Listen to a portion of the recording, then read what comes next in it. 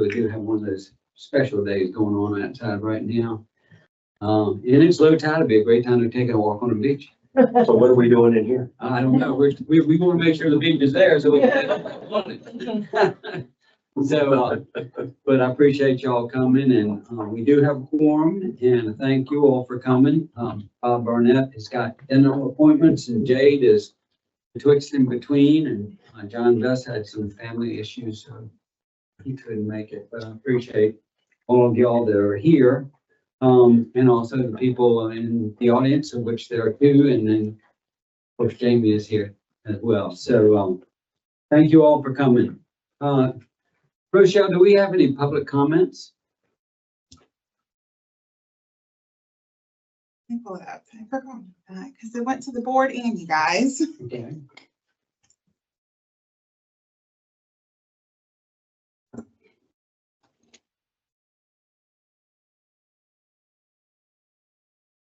So it's actually from Beth. Do you want me to read it for you guys?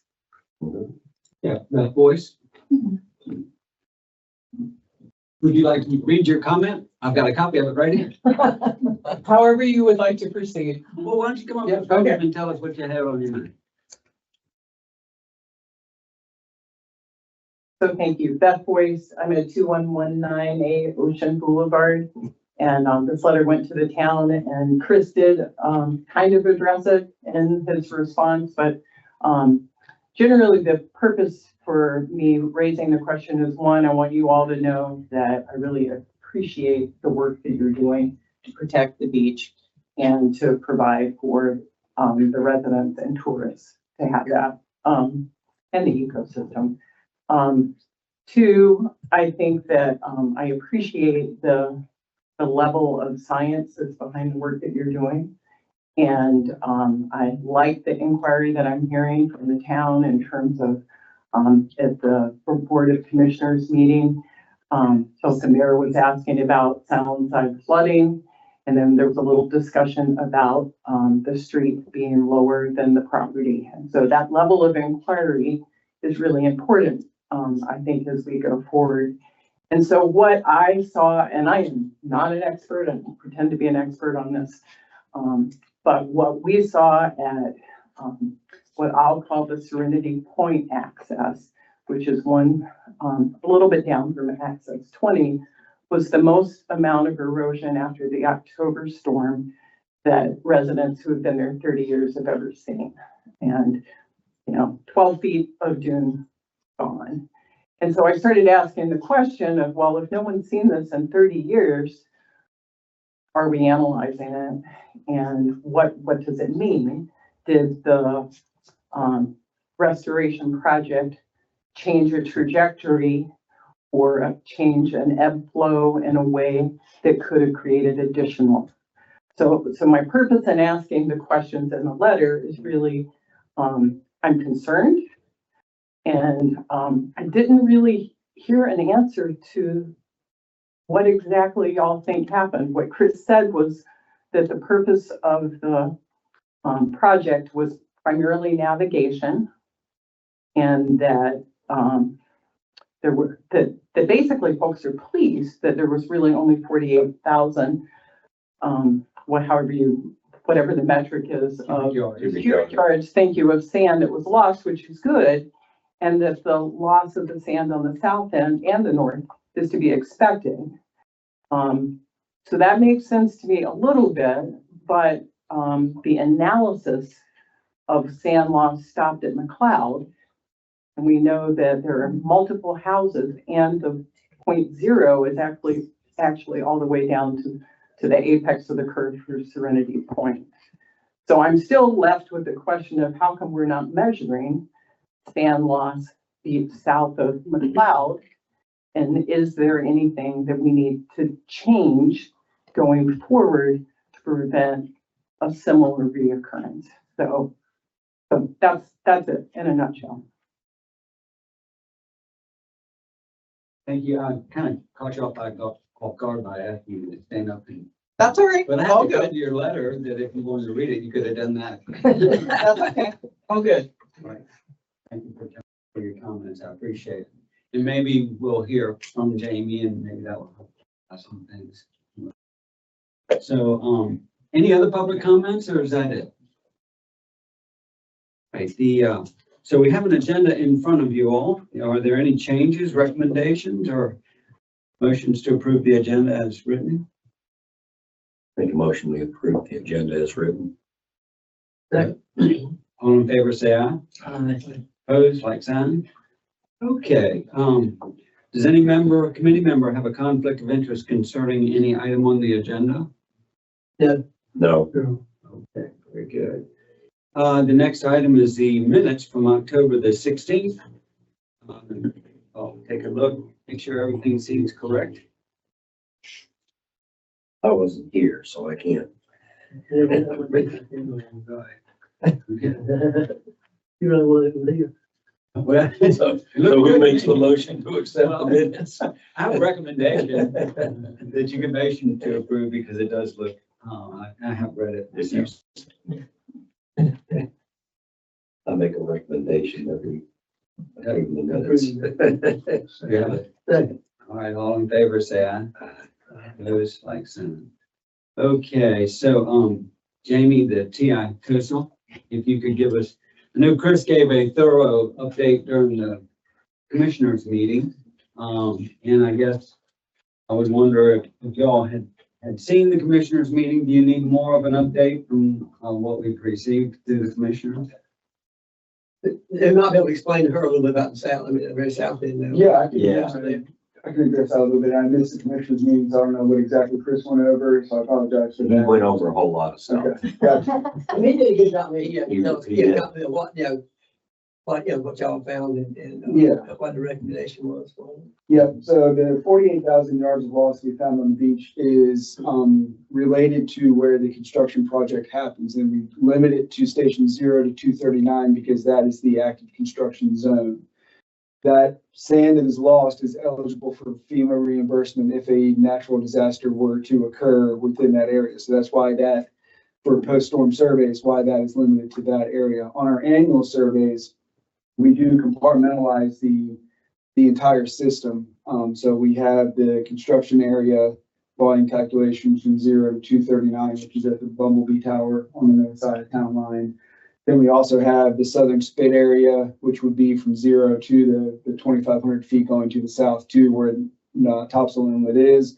And then also volume calculations that are done on Leak Utah Island for the northern mile or so, or mile and a half of beach that we survey there. So annually, we do calculate volume losses within those other compartmentalized sections.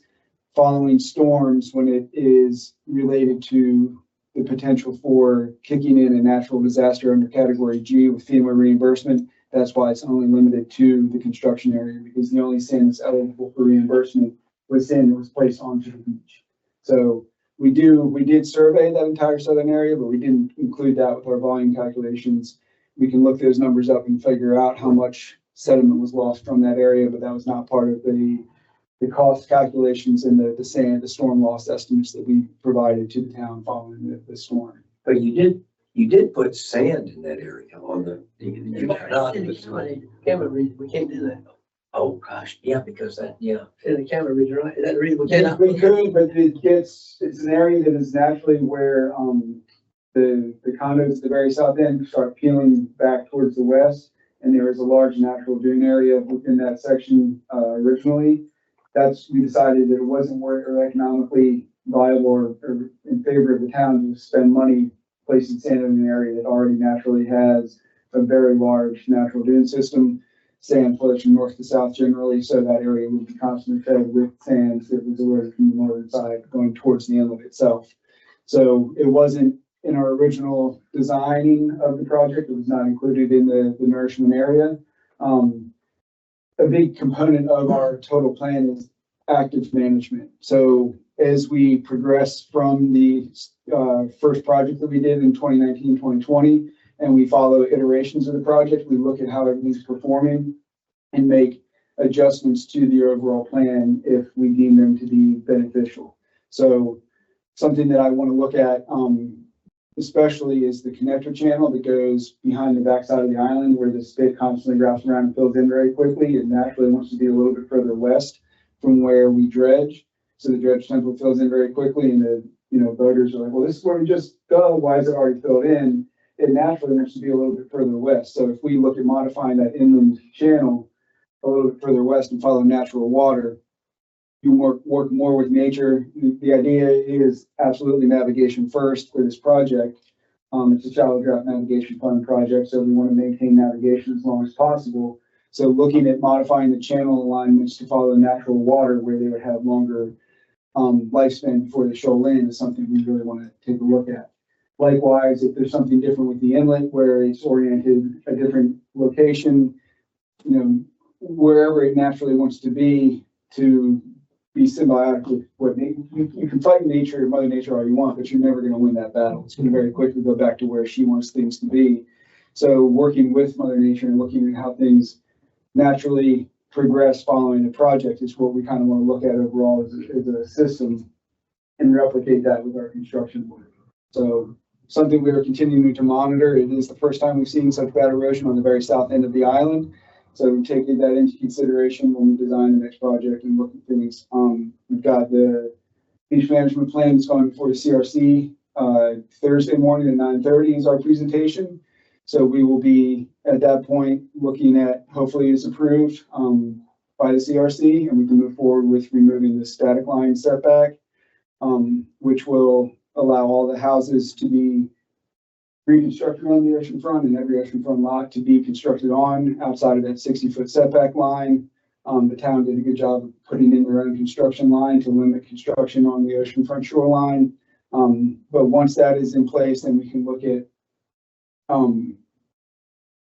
doing a long-term CAMA state permit and maybe look at defining a management area rather than static channels, because ultimately you want to work with whatever the natural conditions are as you go into a project, rather than saying, this is where the channel wants to be, even though the natural channel is 300 feet to the right, this is where we're going to dig because that's what's permitted. So you want to have a kind of management area that you define. So that'll be something we kind of look at as we go through after the beach management plan is approved and we go into the CAMA 30-year, hopefully permit application. I know, I saw where, the Corps of Engineers are gonna, dredge some on, or supposedly gonna dredge in the, Topsail, Great. inlet, the Topsail Creek there. Are Correct. they gonna use the side cast? Yeah, I think our post-storm surveys and their survey showed the same thing where it actually, historically, there's that long kind of longitudinal bar that went from the north side to the south side across at a diagonal. That kind of all pushed to the north end, and there was one little speed bump across the whole mouth of Topsail Creek. So they're just going to bring the sidecaster in, and it's literally like 100-foot, 75-foot to 100-foot long section. Just open that little bit of channel up. He got down 3 or 4 feet mean low water, according to their surveys, and ours concurred in that one little area. Their maintenance depth is 7, I believe, in that section, 7 or 8. So they're going to just dig 2 or 3 feet of material out in that one little area. Just on the, as you go out from You kind of our channel, out Topsail Creek, that area in there. Yeah, where you make that Right. right turn around Yeah, the big marsh where right it's there. getting real shallow. Yeah, so there's side casts come in. It was a couple weeks ago, maybe 2 weeks ago, they said that they were headed this way, I believe. So I'm not sure if they have done that or not. Yeah, yet. yeah. Well, what about, and I don't do as much boating as Joe and these guys do, but what about, going from Banks Channel?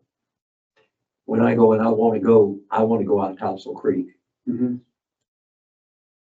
getting from towards the end of the island over towards Topsail Creek, just, you've got to make like a 45-degree turn. There was a channel running through there. I think the markers are still there where you could go and then you make a hard right into the creek area. Mhm. Is that part of what they're going to dredge too? No, Because that's getting real shallow just to get over there. it is. That's the area I was talking about where we call that the connector channel, between Uh-huh. Banks Channel and the cut through and Topsail Inlet, where all Right. those come together. That's the channel that is naturally kind of wanted to progress to the west because the end of the island kind of sand white wraps around the end of the island and builds on the backside. And so that little hand button structure infringes in the channel that we dredge.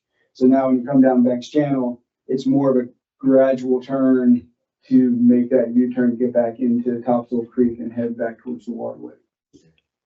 It can get rough down there, yeah. Yeah, definitely can get a little choppy. Yeah, choppy and When that wind, if the tide's going out, that wind blowing in, or vice versa, it gets a nice swell coming in there. If I remember when we first went through the permitting back in 2016 for this project, we wanted to take Topsail Creek and go straight through to Banks Channel because that would have kept you away from the inlet area and away from the open ocean waters, but it was designated that entire sandbar area, even though it's just pure sand and no vegetation or eelgrass, SAV there.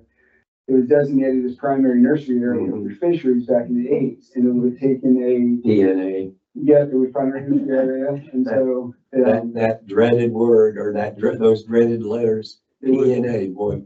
taking a huge variance to CRC to get rid of it, so we had to follow what was outside of the CRC area. I mean, I'm not trying to put words in your mouth, but the Corps of Engineers had the dredge channel that you were supposed to have permitted for, and that's the one that cuts right at the point there. And so that's, follow that because you take an act of Congress. Well, And that was the other, why that cut through to the connector channel is where it was, because they came through the sidecaster as we were in the permitting process and dug a deep channel right on the backside of the island. And our permit followed the federal navigation channels because that was the easiest way to permit it, so that's why that connector channel was where it was originally. Jamie, one of the things that you said in our last meeting, which was right after the October storm and before y'all had taken any data, but you mentioned that you felt like one of the reasons that the erosion was so bad at the south end was because there was a slough that was running through there and that storm put extra pressure on that slough. I mean, would that be correct to assume that that was kind of I think I talked about flood channels, marginal flood channels for the inlet system that floods in from the adjacent parallel shoreline and comes into the inlet system. So those generally cut along the oceanfront shoreline. So what, is it Beth? Yes, sir. What Beth was talking about, it is not something that is normal, right? I mean, We had not seen that, since we started the project, 6 years ago. There's always been a higher erosional rate from Sea Vista to the south, given the inlet influenced, erosion. It's an area of environmental concern designated as, higher erosion rates by CAMA. So it's not a surprise that we see higher erosional rates, but this was the most erosion we've seen in that area.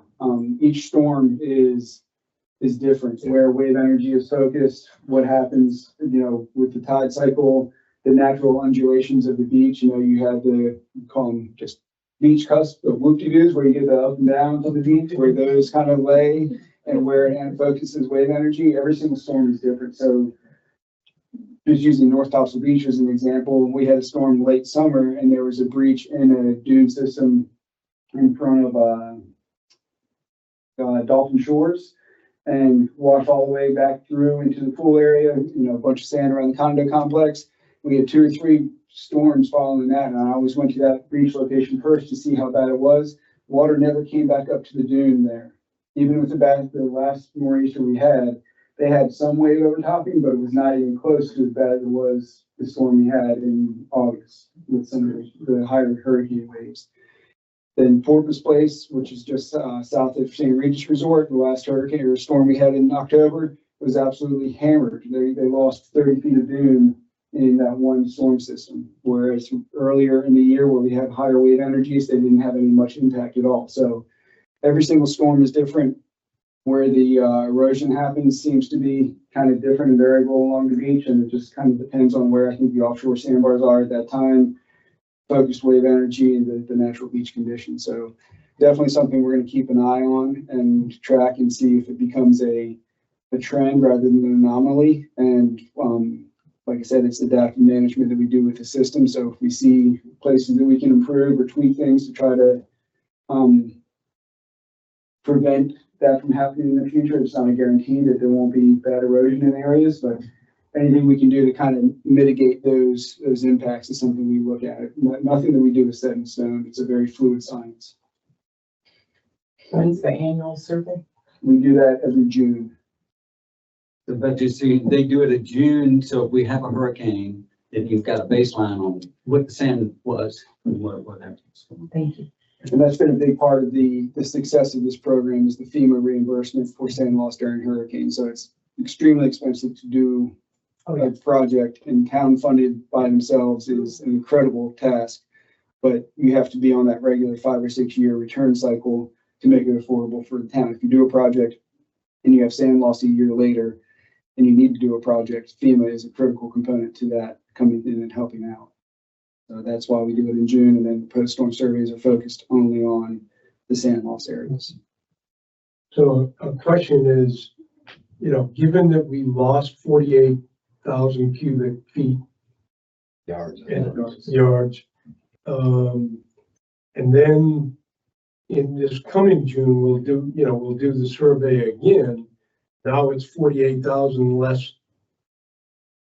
Okay, so from a reimbursement perspective, are we only going to get reimbursed up to that new 48,000 less? Correct. You cannot use, background erosion has to be taken out. So it's event-driven sand losses. So if you do the surveys too early in the year, like if we were to do them in March and then we get a storm in September, they're going to say, okay, well, it was 6 months between surveys. You're going to have to, what's the background erosion rate? And you have to back out that many cubic yards. But we found that if we do them at the beginning of hurricane season in June, they seem to be okay. It's not feasible to say, hey, there's a hurricane, it's gonna be 2 days away from impacting us. We need to go ahead and do a survey. You can't galvanize everything that quickly. So we have a whole stretch of beaches that we do in June, have all that data in-house, and then that seems to be a good static number of what the beach looks like before a storm anywhere in hurricane season. And from a FEMA perspective, do they only reimburse if it's a named storm? It has So to like be the October a declared. Easter wasn't a. Well, it's not only named, but naming is not necessarily a criteria. It's a declared emergency, which is based on the dollar figure. And then there's different categories within that. So beach nourishment falls under category G, which is parks and recreation. So it has to be a declared emergency. And then also category G has to be declared to be eligible for reimbursement. So that storm in October, was that a category G? No, I don't believe anything was. So the county, I think, galvanizes and organizes how much monetary loss there was, and they figure out if that trips into a threshold to declare it as a emergency event. So we did the survey, we calculated our losses, and that goes into a big pool of total loss that was for the event, and they determined if there was enough losses to kick in a national response. I think in our meeting, I know you guys might remember, but I think it came back and said they estimated it to be about 2.5 million or something for us to do that. And y'all, for what, and for our cost will be, it wasn't worth. Correct, yours was 2.8, and that's not just the only cost they look at, that's all the other towns that do surveys and the other losses that happen, but the town itself is about 2.8. Well, one thing in the 30-year plan is that we got a 4-year rotation, and you generally figure that you're going to place 1 million cubic yards. So simple math says you would expect to lose about 250,000 yards Per year. in natural erosion. Correct. Losing 48,000 cubic yards was not on average a big thing, although it did hurt at the south end, no question about that. Mhm. Speaking about the hurricanes, what's the official end of hurricane season? End of this month? End of November. Okay, and is, in your opinion, is I mean, it looks like everything's cooling down, so I guess the conditions for a hurricane to form now are much less because the water's getting colder out there. I can't see us getting, if we were to get some kind of tropical remnants that came out of the Caribbean, it would not be. Nothing like that. So does that mean I can Put my boat back in the water.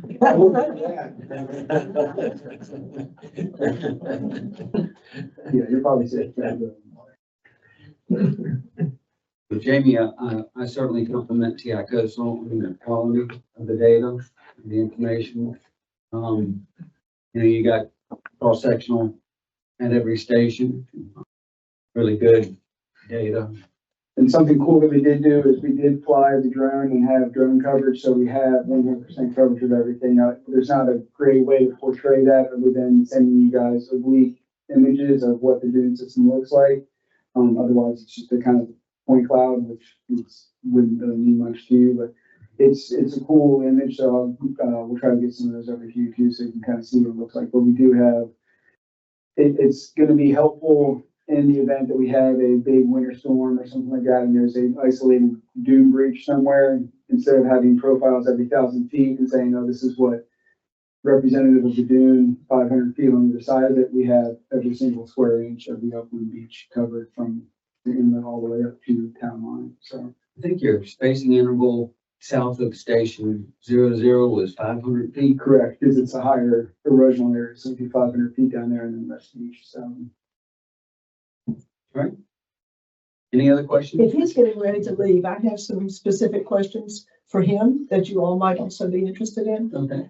Um, Would you come up? yeah, I've got this, we looked at this, with Chris when he was here on Wednesday night. So this is one of your drawings. Mhm. So here's the connector channel you were talking about. You refer to this as Topsail Creek, Yes. which is what we all colloquially call it. But if you look at the charts, there's no such thing truly as Topsail Creek. On the chart, this is called Howard's Creek. You all have, and I say you all, I guess, your company has identified this as Howard's Channel. Mhm. On the chart, this is called Mud Channel.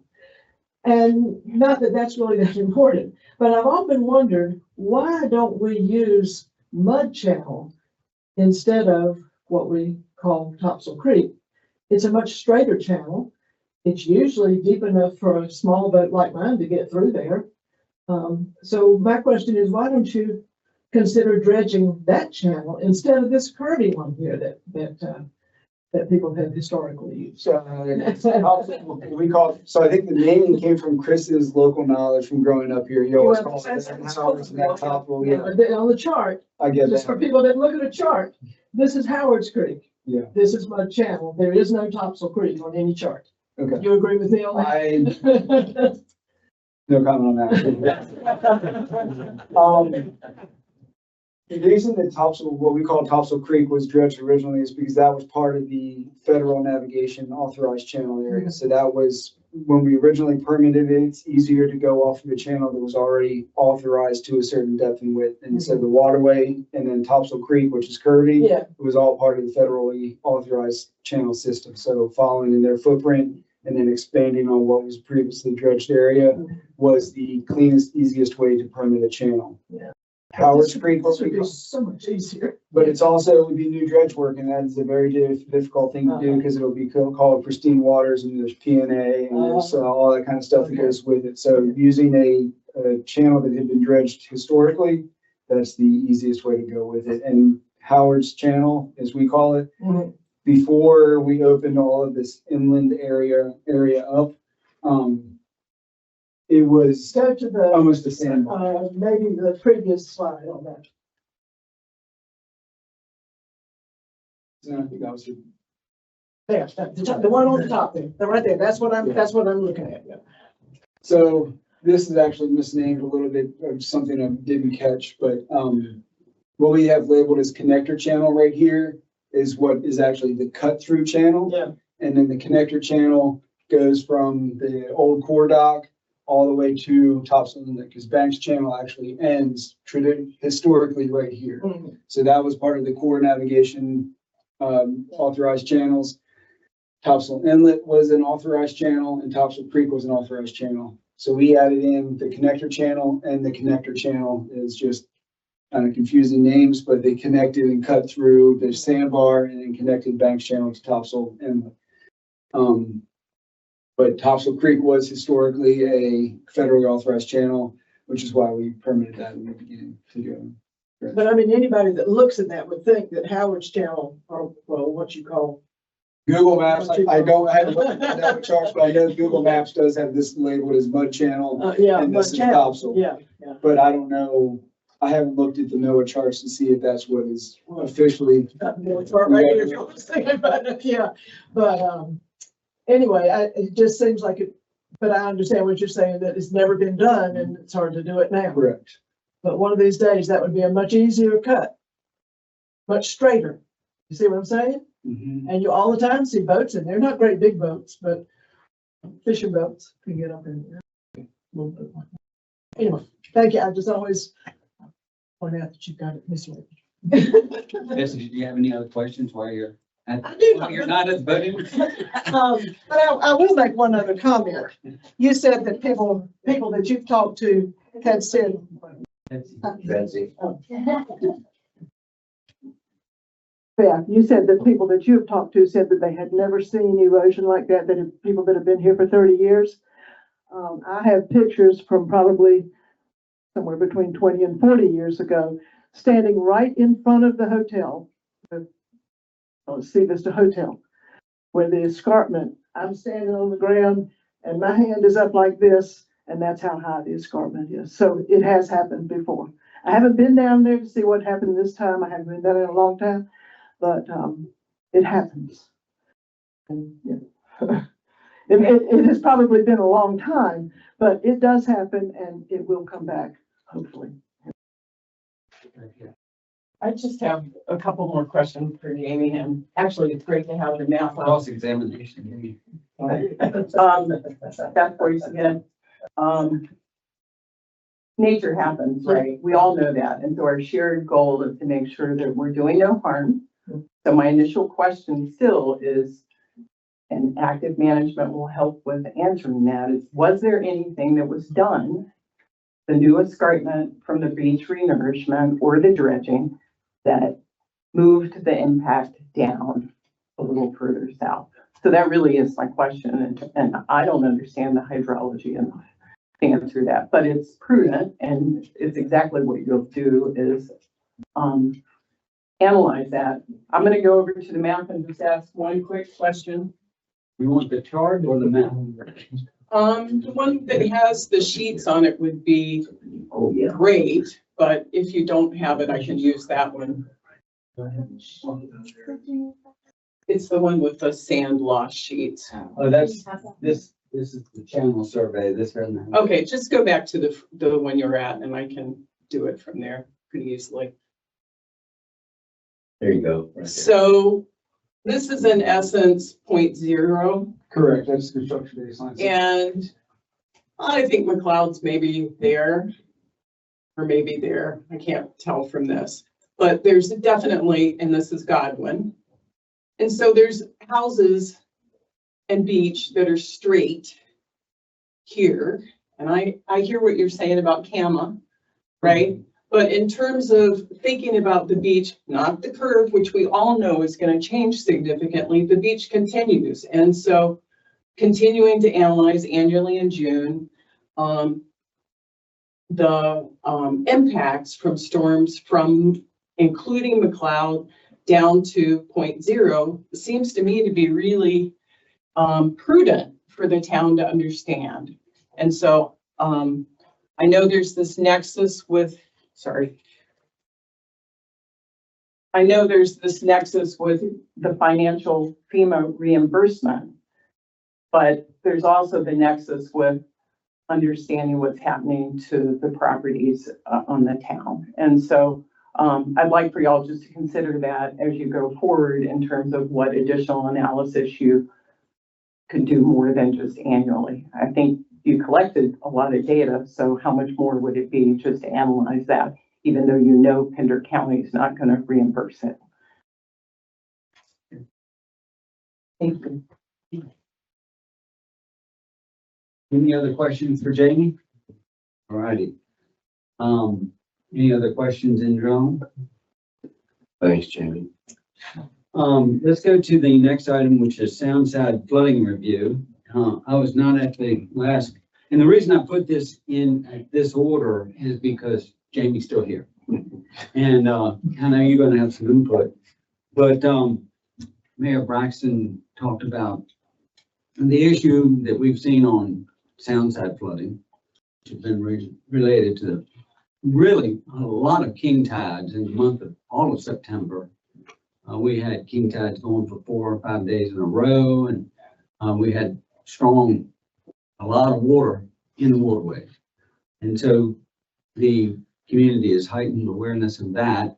Plus, we recently finished up an engineering survey of the, not tidal flooding, but storm flooding.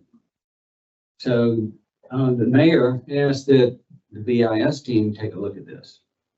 So I guess, Joe, you can help me out on this in terms of the first item here is item A, define the project scope. And what I heard is that people are interested in us taking a look at both of the storm flooding and the tidal flooding. I think it was more the tidal flooding. More the tidal The flooding. tidal flooding, because storm flood, yeah, storm flooding is not part of our, I mean, it's the storm flood, I mean, I think it's more of the tidal flood, not the storm. We did that, we had that group come in and do all that for us already. Okay.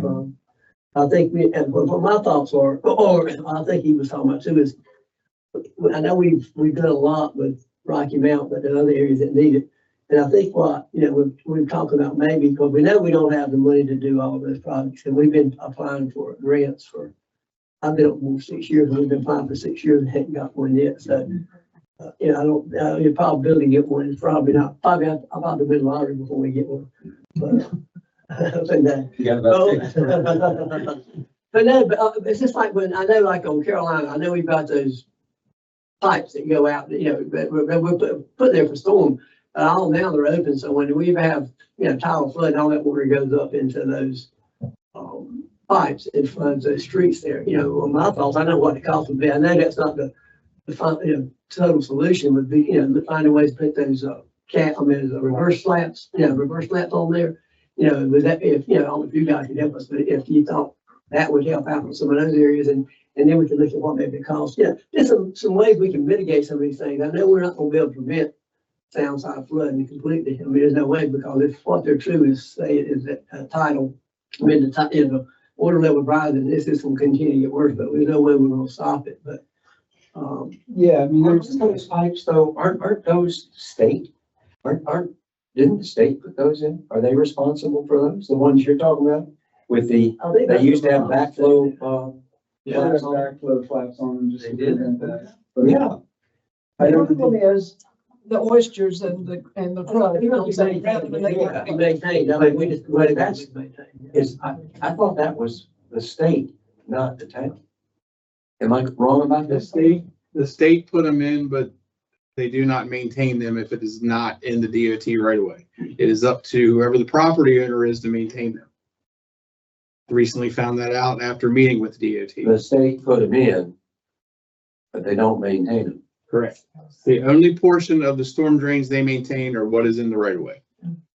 Once it leaves that right of way, I think that's what we're probably talking about as part of this study is what we could do maybe to help some of those areas like that. And if the town could do some of those things. And I think that's what we're trying to figure out some ways we can mitigate the problem. But, but we're not gonna solve it completely, but at least stop some of these things. We know like Rocky Mount, we're talking, we've kind of showed, or they told us, and I think the group of the landowners around there have kind of agreed that, but we know what the cost is. And we may want to look at that, and see if there's any way we could mitigate it until we got to the point where we can do the whole project.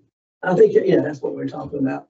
Frank was talking about. I think for us to look at ways we can maybe do some of these things. I know I saw films of like part of Carolina, one area there where, the seawall is sort of high enough up there. That water, I had somebody had showed me a video from across the street, and it showed it this up from y'all, Beth, just a little bit further north than you. That water was coming over those seawalls. That's, those seawalls are low out there, but. Well, But you know, Forget about the seawalls being low. The problem is it comes up through those pipes and then up through the drain that is in the street. yeah, but I It mean, doesn't matter how high your seawall is, if it's gonna come through the pipe and up yeah, into the but drain. in that particular case, even that particular case, even that wouldn't stop it because it's still coming over the seawalls. Oh, yeah. So I mean, some places, I mean, you know, still have a combination of the pipe and the seawall. So I mean, it's especially in one area. Mostly not the seawalls. Yeah. I mean, But that particular time there, I mean, I had a video, I showed the video. I mean, you just sit and watch the water just coming over the wall. yeah, I don't doubt that. But for the most part, unless it's a hurricane, the water, my seawall is very, very low. And it doesn't normally come over my seawall, it comes down the street. But I think what we were talking about is maybe is getting a group or a meeting and either talking with, we may have talked with the state or we may have, or if they're not doing anything, but we may have talked to, I reckon our time. See what we, I mean, if we could put those, you know, do that to mitigate some of that problem, you know, in some of those areas there and then, How you know, many what the pipes are we talking about? I mean, we've got different areas where we had just, we're just. Well, I know, but I mean, how many pipes Oh, did they put in? I think it was 13. Whoa. Really? Total. And are they all down Carolina, just there, or? On it, Rocky Mount, I mean, different outfall locations. And that's throughout town, not just on the Are side. they all in the same shape, or are some of them still working? They all need maintenance, Yeah. maybe some more severe than others. Yeah. I don't think the flat valve will work on any of them. Well, I don't think that they do currently, but I think that if, you know, again, when we have the stormwater study done, they identified those outfall areas. And, you know, there is some, if we could do some maintenance on them, clean them out and get the The flat working? flap, you know, fix that or put something different on duckbill. Bill, you could Duckbill, potentially put on. suggested. So there are some things that I think we could do that would help to mitigate. But I think, potentially what the Board of Commissioners might be looking at from this board is more kind of a holistic approach to, there's been conversation about having a minimum height, for a seawall as an ordinance. I started to look into that and got overwhelmed very quickly because that is not my world. So, and I couldn't find any other town that did it. Also, you know, if we start putting in higher seawalls, what does that do? Does it push the water to some other location, which obviously water is going to go somewhere? How do we maybe use the LiDAR data that TI Coastal collected in order to look at this more holistic approach? So I know that scope is very broad, but I think we're trying to look at how can we start to address the downside flooding and stormwater flooding. We kind of got working with another group. So, Who is working on the stormwater part of it? well, is it Adura now? Yeah, they used to be WK Dixon, but they're called Adura now. Yeah, it was WK Dixon, and we got a grant for that, $400,000 planning grant, stormwater planning grant that we're using for that, and they're coming up with a stormwater resiliency and capital improvement plan. And what that will do is identify, it gives us a lot of data, which is great, and then identifies some of those hot spots, gives us some of the fixes that we could do and implement. But again, then we have to find the funding to do these things. But so this grant was for planning purposes, only not construction money. Seems like to me, going back to those pipes, that, I mean, you're talking about something that I wouldn't think would cost a lot of money to repair. And it wouldn't solve the whole problem, but it might solve a considerable amount of the problem. And if you're not talking, you may not be talking about a heck of a lot of money. I think that you're right.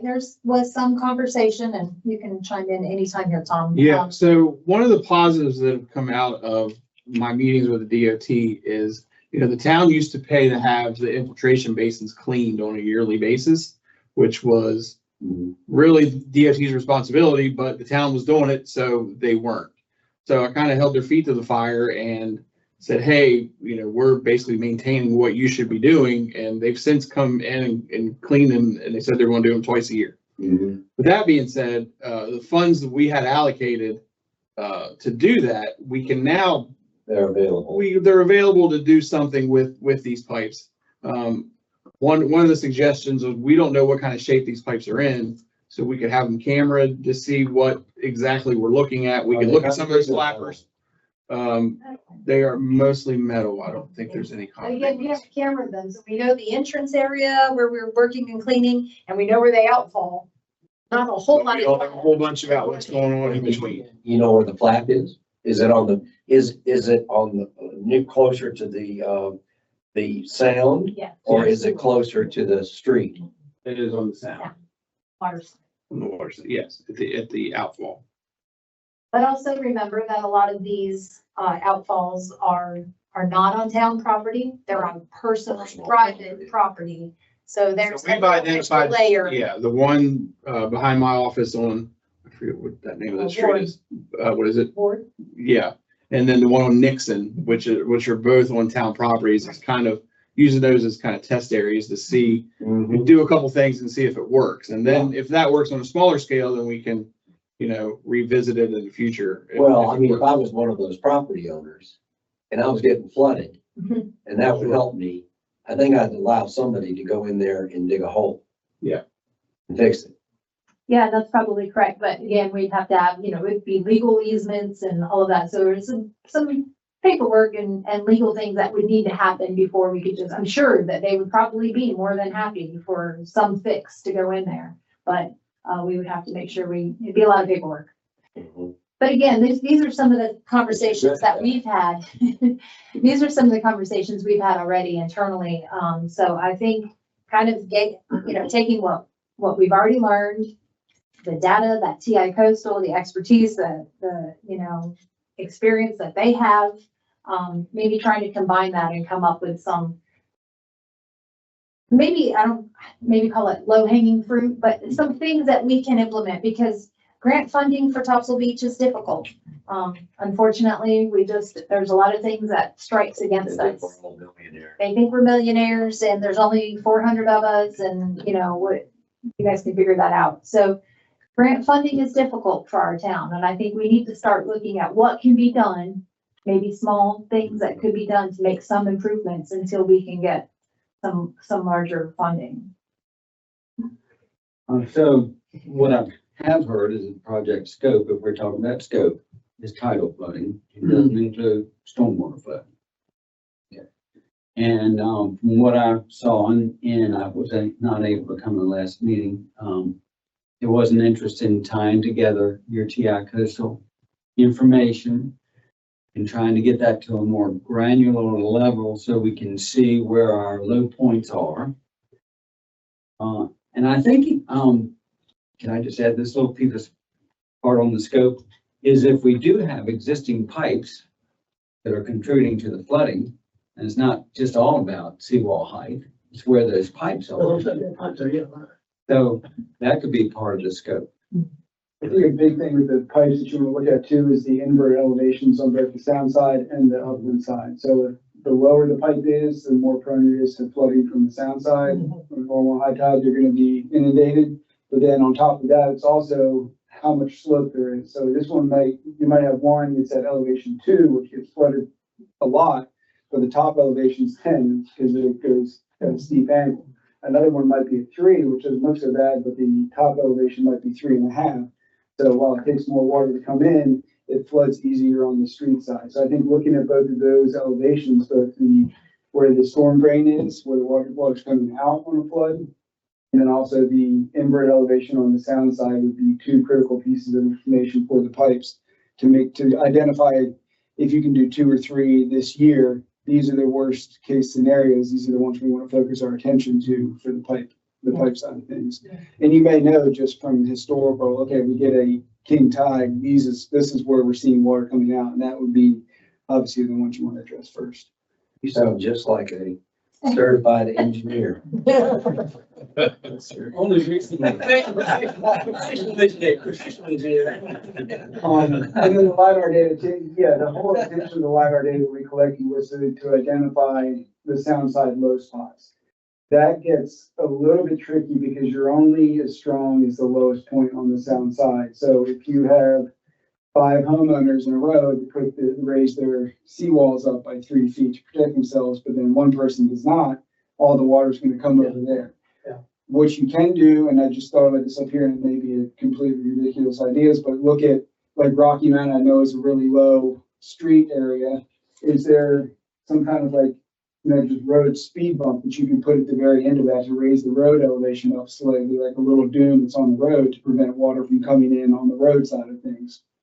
Something you can still drive over, but would add, 6 inches of elevation to the road and may prevent the roadside flooding in areas that you have road flooding, you're not dealing with private property. So just something to think about. Yeah, absolutely. I think those are the types of things that we need to think outside of the box maybe a little bit as well.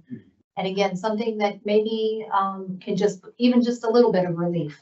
And if we can do those in multiple places. Instead of raising the road up, you can't do that, you can't put a seawall across the road, but if you can add a little bit of a hump to it, then it may solve a lot of issues on the roadside. Absolutely. So we kind of talked around the scope, knowing the scope's not stormwater, knowing that the scope does include the LiDAR data and some historical information about, I think to arrive at the Rocky Mount, there was I think you went through a ranking system and you arrived at right. So there must be some information historical about where the hotspots were then. Yeah, no, mostly that was stormwater related, mostly. But we do have that data that's probably 7 or 8 years old now. We also did another sort of study of the hotspots when we did the resiliency, coastal storm resiliency, the RCCP, whatever that was for. So we do have a lot of data, I think, that could be, maybe utilized and along with what TI Coastal has done, I think we have a lot of data. So it seems to me like we can't hash this all out in a BIS grant committee, so that we should probably appoint kind of a working committee.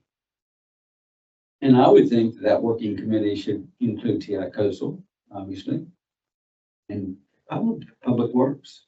You definitely have public works, yeah, coastal. And then maybe a couple of BIS members to at least define what the scope is and a plan of attack. So I'm kind of thinking out loud here, but that seems to me that bring those parties together and then they in turn report back to BIS folks. Is that the way you see it, Mr. Commissioner over here? I think that's what we're talking about for the most part here. But like that, we're not gonna solve it all right here, sitting here, but it's gonna take some, yes. It's gonna take some on the ground. Yeah. Physically look, being out in the field.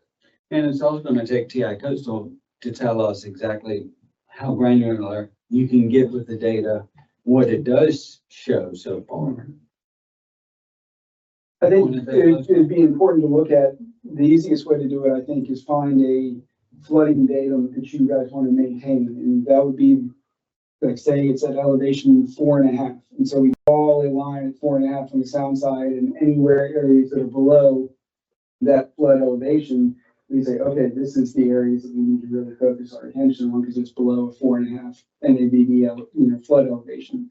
And that may be the elevation of a roadway and say, okay, if it gets above this roadway, the whole island's going to flood anyway. So let's use that as a threshold elevation for properties as well and see where on the sound side is below that spot. And that would be the areas that water comes in first. Once you address everything up to 4.5, you can get a 5 and, kind of build your way up stepstone. And we also have the historical data from the tidal gauge that we have at the marina. Right. So that could come in handy to see historically where our highest elevations of water have been. Yeah. And then kind of like you said, set in stone, which we sort of already have set because of the tidal gauge. So it'll give us alerts when we get to a medium range and then a high range. Or if you signed up for the alerts, you'll get a text message that says, hey, it's at the medium range or it's at the high range. Mm-hmm. So that could come in handy as well. Yeah. And I think too, not to speak for you, Jamie, but, you know, certainly this is something we would need to talk over with TI Coastal, because this could definitely be a separate, would be, I assume, a separate contract. So we would need to get with them about, what their availability would be, and then of course, maybe cost involved, so that we can see what we're looking at for that. So for the purposes of the BIS committee, would you all kind of summarize a recommendation that we would give to the town as far as how we would proceed?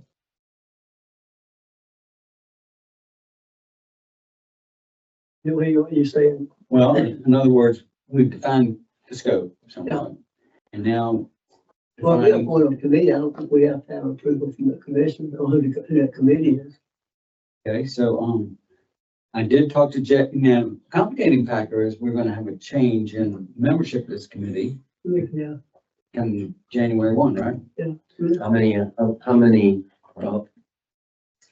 Jade is up for reappointment, and then the two commissioners. Jade? I did talk to Jay today, and he said he's interested in staying on, but that's a commissioner decision. That's not my decision. But if we were gonna put together, committee, do y'all have recommendations on who should be on the committee? Well, I'd like to be on it. I mean, that's something that I've been interested in a long time, are those darn pipes. I'd love to get into one of those and see what that looks like.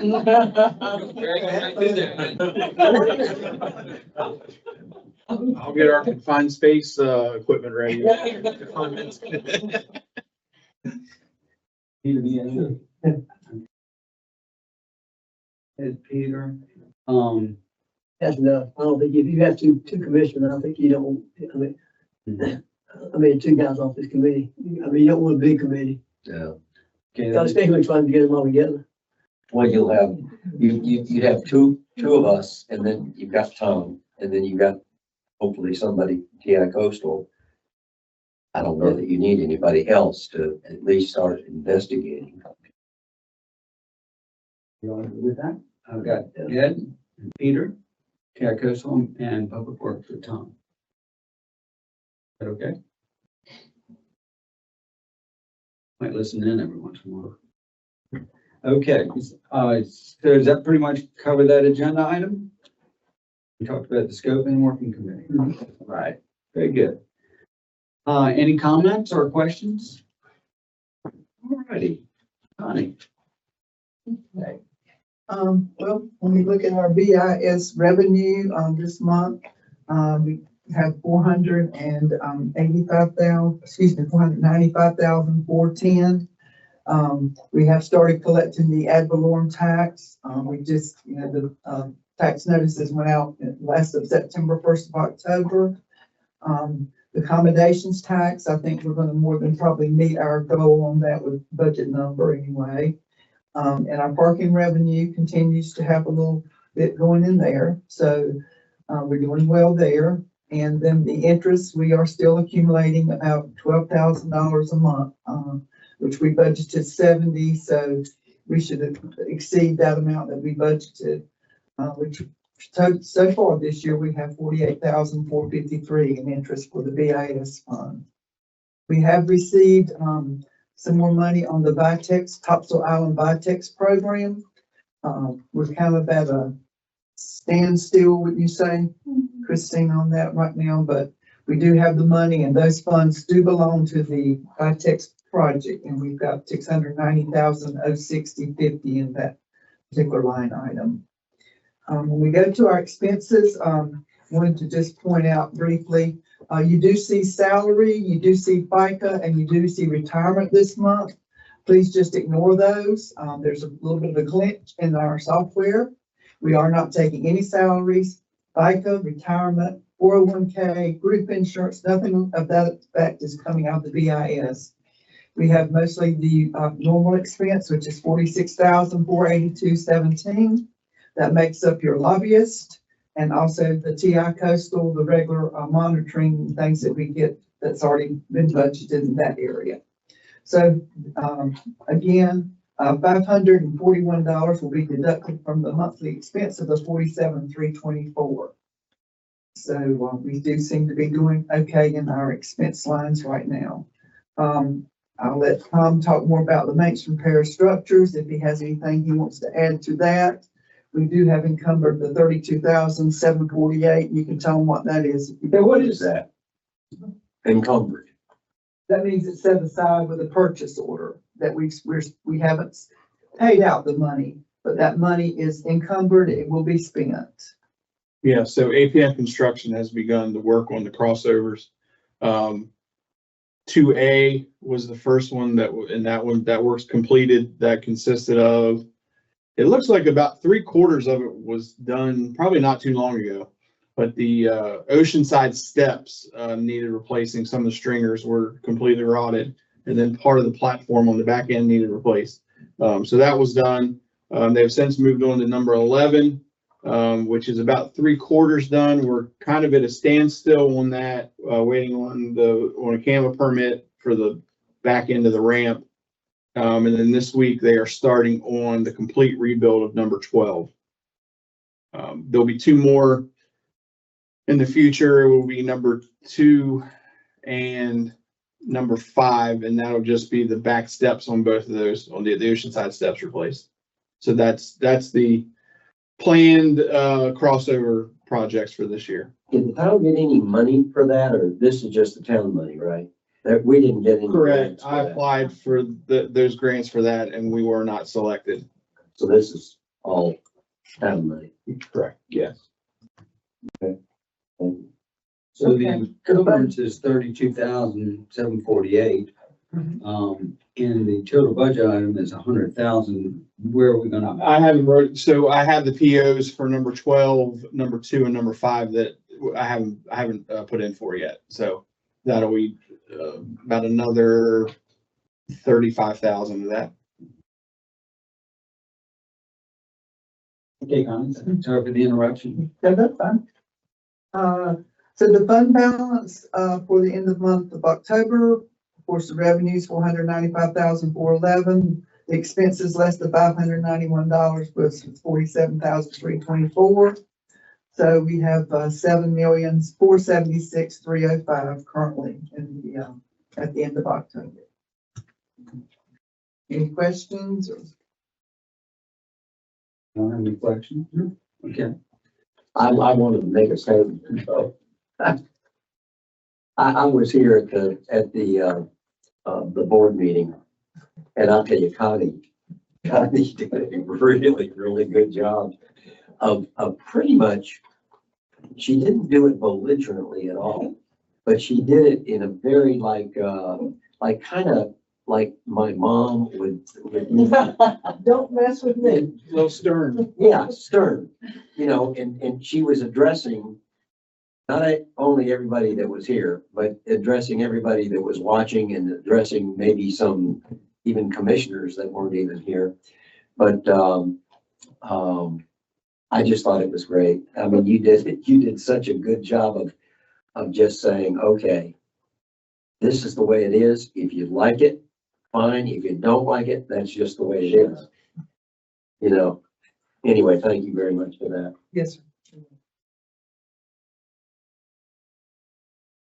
Well, it sounds like the BIS fund is coming along well, and a little bit year end. We don't want to speculate where it's going to be year end, but I think one of the items that you have in here is future beach nourishment projects, and you have for the year it's supposed to be 1.7 million. So that's pretty much what we expect to set aside every year. So it's a lot better than what we were, and of course it wasn't without pain and angst because we all got a property tax increase, but I think I said that was a good idea. So, thank you very much for that. On the island-wide beach projects, Christina, do you have an update? I guess they're not treating anymore because the transpiration is off. That's correct. Yeah, so we're sort of out of the treating season. And they are not expected to come back until the spring of 2026. We were fortunate to be the first ones that they started with treatments here. and they worked fairly, quickly. Then they moved on to their next treatment, 2 weeks and that was gonna be for North Topsail Beach and then into Surf City. Unfortunately, it was the same week that we got that nor'easter storm that came through. And so they had to end up leaving early and they never even got any treatments to any of the towns or the lots in Surf City. So unfortunately, Surf City hasn't been able to be treated at all yet. So I would imagine when they come back in the spring, that's certainly where they will begin. We did have quite a hiccup in, a lot of miscommunication. As you can imagine, this is a very big project and we have 3 different towns and a lot of hands in the pot. And so there was some miscommunication that resulted in some inaccurate data that was provided. And so, MBI, the contractor that's chosen for the project, was treating a piece of property that the waiver wasn't signed on. So there was a big ordeal about that. They stopped work immediately and we went back to say, why did this happen? And we found that there was a lot of inaccurate information that MBI had. So it sort of worked out that we found it now. We're able to get all of this straightened out while they're in this lull before they come back in the spring. So currently right now, each town is gathering the data to provide to MBI with exactly which lots they are to go treat when they come back in the spring. Where I'm finding, and the other towns as well, we have some lots that are supposed to be treated that we still don't have waivers for. So I think between now and the spring, all 3 towns are going to be working on making sure that every lot that was identified in that windshield survey has a corresponding waiver. And then we should be ready to go again in the spring. Yeah. I don't mean to be poking a bear on this thing, but Oh, go ahead. It's my favorite subject. well, I have heard some comments from folks that feel like that they were not included in the survey. Mm-hmm. And I understand that it was a windshield survey and we've got a big cumbersome project we're trying to deal with. Understand that. Are there any plans to revisit the survey at some point in time? Because I know that we only got a grant for 2 years. And we know it's probably a 3 or 4 year project, so we probably will or come back. more. So I guess the hope is that all the areas are included on the next phase, but recognizing that some areas have not been included, there's concern. So. Oh yeah, I have had conversations with many residents that are not happy that their property has Vitex and was not included on that windshield survey. And I get it. I understand exactly why they're frustrated. And I appreciate that, they are frustrated because now I'm seeing that people are realizing Vitex is not a good thing. They don't want it on their properties. So, the education has gotten out there that people are recognizing that. So I love that. Unfortunately, this funding that we have now is for a specific list of properties, which we're going to move forward with. Hopefully, we will apply for additional funding and hopefully we'll get that additional funding. But honestly, if you're that passionate about it, if you have Vitex on your lot and you're concerned, I would say take action. Call a landscaper on your own. Start doing some kind of treatments on your own, and then hopefully the town will be able to come in and start another phase, but. It's not, if you know what you're doing, it's not that expensive. And you can actually do it yourself. You can do it yourself. We have some, documentation from the state that will give some guidelines that would, give you like a handout, kind of gives you the step-by-step. But again, if you're that worried about it, if you're that passionate about it and you're not included, and I hate that. I wish we could do the whole town. Unfortunately, we're not right now, but go ahead and start getting a head start on it and maybe we'll have some additional funding. Okay. Does anybody, I've been trying to remember that fellow's name that came from the North Carolina Department of Agriculture. He worked with Tom. I've got it. I can't think of it. I can't remember his name, but I'll call Tom. I have his name, I just have to look at my emails, but it's not coming to me right now. Known him for a long time, I think. Well, not him as much. I worked with Dale Suter, but they all work together. But yeah, Dale is now retired, but I know I could reach out to him too. So please don't take my comment as a criticism, because I know you've got a big unwieldy project. And you've done this before. You did it back in the 1990s, right? I was on the task force then, but it wasn't my project. But I'm just putting that, I've already heard that word said. Absolutely. And again, anybody who has Vitex on their property, please go sign the waiver. Even if you're not on the windshield list to be treated in this particular phase, go ahead and sign the waiver. It's on the website. There's a link to it on the website. It's hosted on the TISPC website. Or give me a call. I'll add you to the list myself. So, yeah, we're working towards it. Okay. Any other questions or comments? I do want to say one more thing, that we haven't received an invoice from NDI yet, but I would expect that we will be getting an invoice. So we'll be paying that, the money, the grant money that we've already received. So I got a quick question, Connie, you can maybe answer that. You know, when you're looking at the revenue, and it's got the grants from state, and it shows 839,000. Was that how much? I thought the grant was a different number. But that also includes some town contributions or? Yes, the town contributions is, I think it was around 190. For us, just. Yeah, for us was like 193,000, I believe. But you have to put in the whole to balance the budget, so. But that's not the amount of the grant. No, I think that's that's not where the you're amount. confused. That's Grant was just for the about first, 600,000. that's just, it was 690,000. And it's a 50-50 grant. So each town will put in their respective 50% towards their project in their town. But the 800 that's in this year's budget was what we were expecting to pay out in the invoices for just this year. Okay. So next year, you'll see that remainder of the 690. Fiscal year, not calendar year. That's correct, budget year.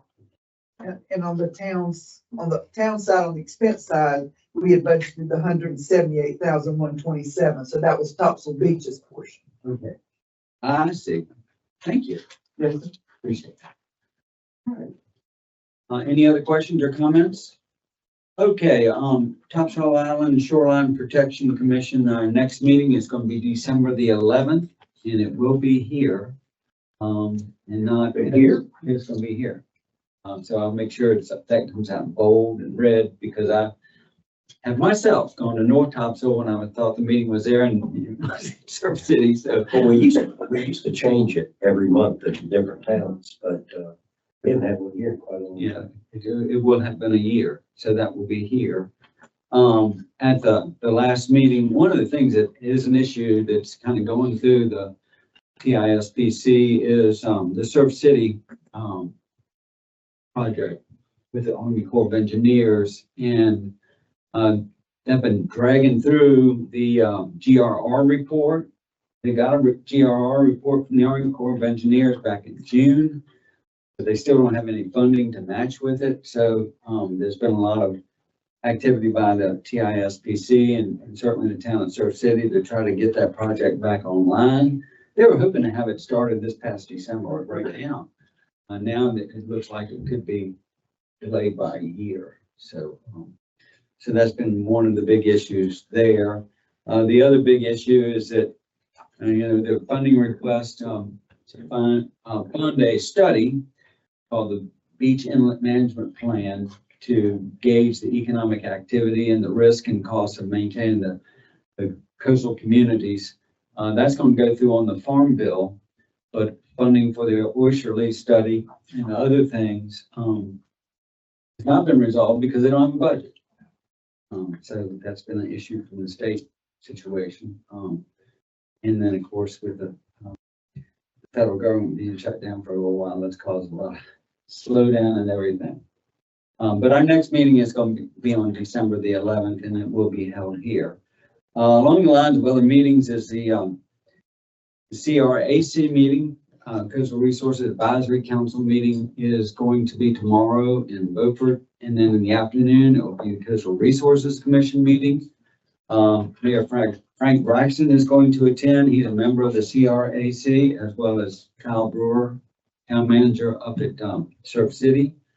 And then in the afternoon, there's the CRC will be meeting tomorrow afternoon. I'm looking at a variance request from artificial turf at Carolina Beach. Sandbags have really come back into an issue. They're currently sandbagging up at the Regency. And the Natural Resources Commission is going to be reviewing sandbag regulations.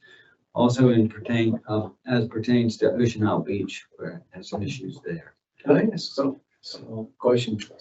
Jamie's here. Yeah. Sandbags. What is the big deal about sandbags? I mean, we've got quite a few, in our town, after, was it? I don't remember which storm. Well, yeah, I thought it was even one before that. Yeah. Is Fran the one that wiped out part of the road down here by the tower? Yes. Yeah. It took some houses out too, I recall. They put sandbags in there. And the sandbags are still there. And they're holding, I mean, what is the problem with sandbags? I think it comes down to the regulations of no hardened shoreline in North Carolina. So they don't want, if you put them in, you have to sign a waiver that says you'll remove them within 8 years. Unless you have a nourishment project that's ongoing. And which we do. So if you put bags in and you can bury them for the project, and as long as the town has an active project going, they can remain. So as long as they stay buried, it's okay. Yeah, but if they are uncovered, it is not an active nourishment project within the town, then they have to be removed within 8 years. It's supposed to be a temporary erosional stop, not a hardening of the shoreline. Because we did have to do that prior to our establishing the, Right, limits yeah. down. Yeah. I mean, there was a whole big thing about removing sand. But I still don't understand what's the danger of that. I mean, why the big concern?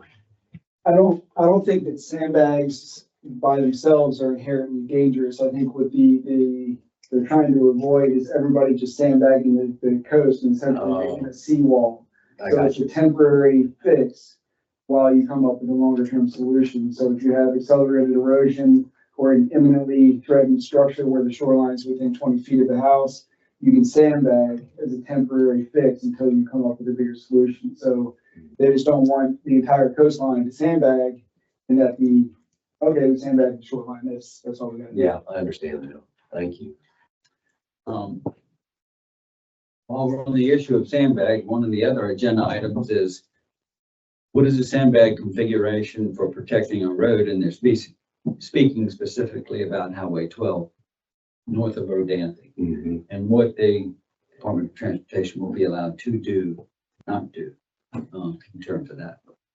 So that, and then of course on Thursday morning, you and Chris will be on tap to talk about our 30-year beach management plan. And then there's going to be more discussion about inlet hazard areas and while we're talking about erosion at the south end, if you go to their last meeting, you can click on their scientific study on inlet hazard areas. They have time lapse of how those inlets wag back and forth. So it's instructional. You see that. So that's pretty much covers both the Shoreline Protection Commission and also the CRC that's going to be tomorrow next time. Any comments, questions? I've run out of agenda items. So does anybody want to make a motion? I'll make a motion to adjourn. All right. Second. Favor say aye. Good job. Thank y'all for being here. Good job. I was missing.